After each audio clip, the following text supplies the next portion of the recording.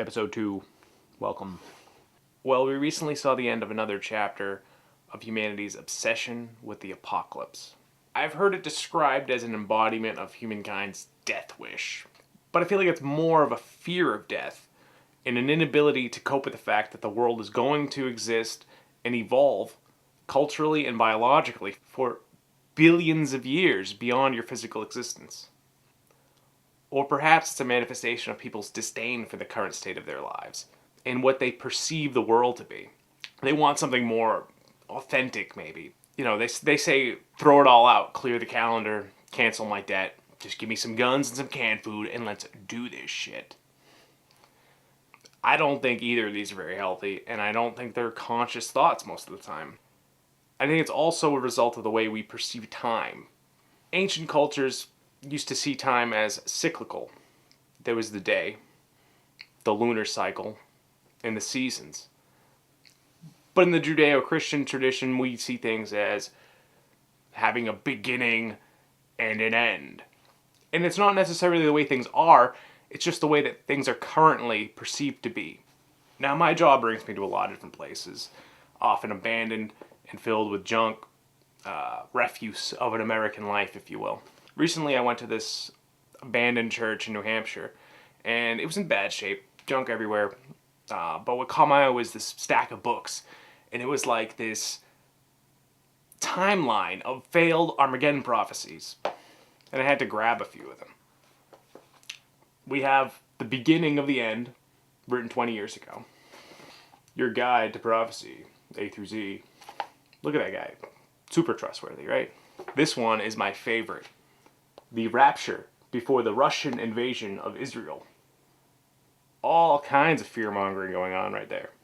And a classic from my childhood, Facing Millennial Midnight, the Y2K horror story.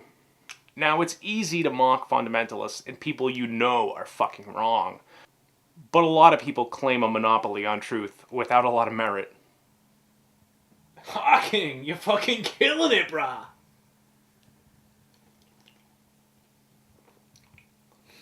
And I'm not saying that there is no truth or that everything's relative, but as Robert Anton Wilson would say, the initials BS fit the term belief system perfectly, and to not believe in anyone else's or even your own belief system completely. Governments, religious organizations, they offer a simulation of reality, a mode of perception as opposed to actual reality. The brain is an organ like any other in our body. And our minds have the same capacity since the first Homo sapien. So that's to say that since the dawn of man, any person could have been born into any culture and place with its set of symbols and its language and be swept up in that time's mindset. Except now, with technology and the resources we have, we more than ever have the ability to recognize this. And when you start to realize these things, it might destabilize you. It might scare you a little bit.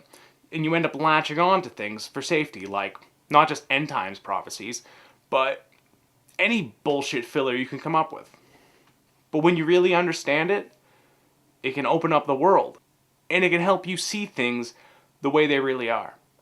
And then you're faced with the challenge we all have, to be aware and present, to know yourself and the world around you.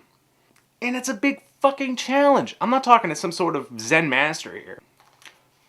A great point of reference for this line of thinking is the work of Jiddu Krishnamurti. Particularly this book, Freedom from the Known. There's a lot going on here, but at the core of his argument, he's saying that humanity's shared history and our ideology are what have brought us to the sick society of today.